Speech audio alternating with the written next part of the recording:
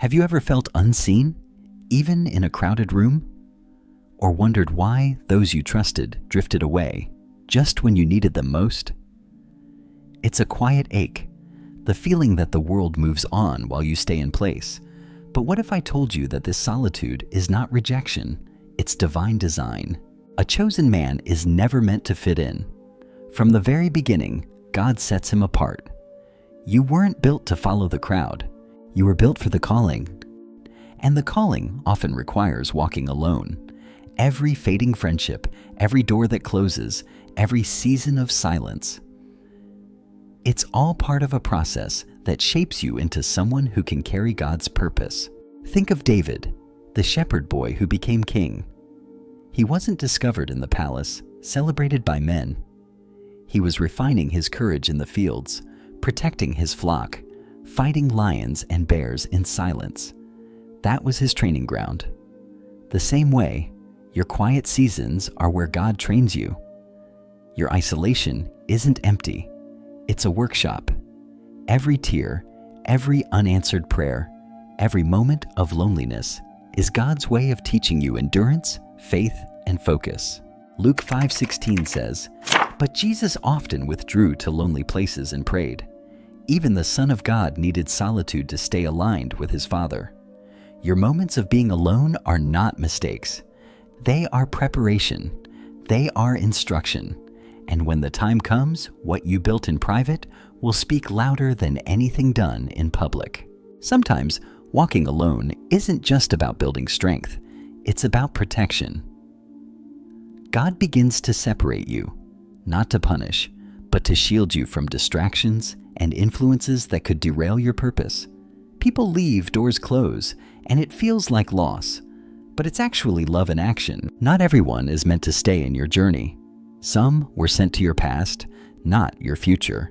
And God loves you enough to remove what threatens your growth. John 15:2 says, "Every branch that does not bear fruit, he takes away. Every branch that does bear fruit, he prunes, that it may bear more fruit." Pruning can hurt, but it always produces growth. In this season, you learn that peace is greater than popularity, and purpose is more valuable than company. You stop chasing approval and start chasing God's will. You stop longing for the people who left and begin to embrace the path He laid out. Separation is not loneliness, it's protection. And in protecting you, God prepares you for the calling only you can fulfill. God often hides His chosen ones before He reveals them. Joseph dreamed of leadership long before he wore the robe and held the ring. Before the palace, there was the pit. Before prominence, there was prison. That hiding isn't punishment, it's preservation. It's God's way of making sure your character can carry your calling.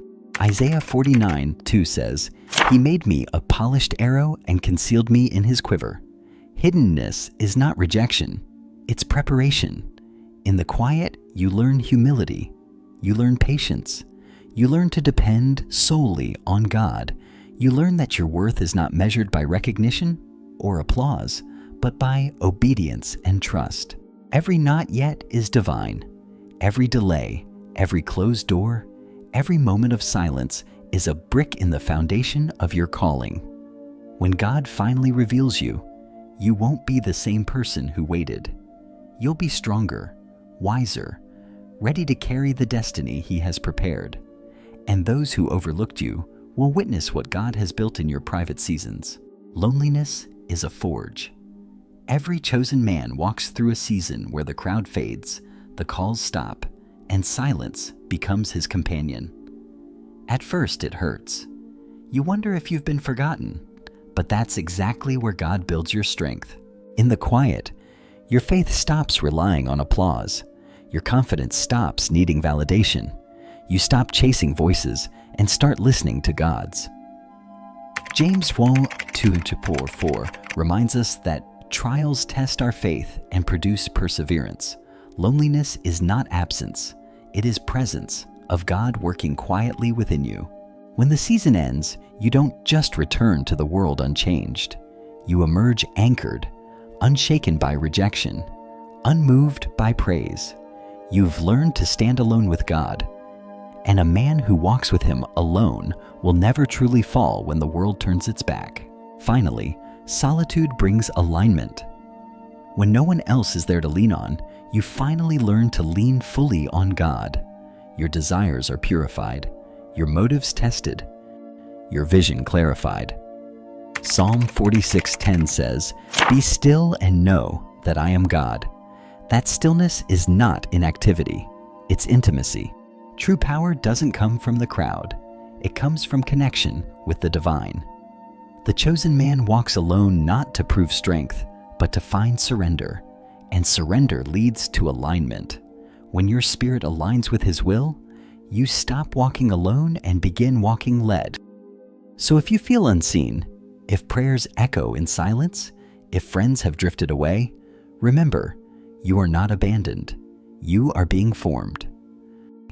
Embrace it. Let it deepen your prayer, sharpen your faith, and strengthen your spirit. The very silence that seemed to break you will become the foundation of your strength.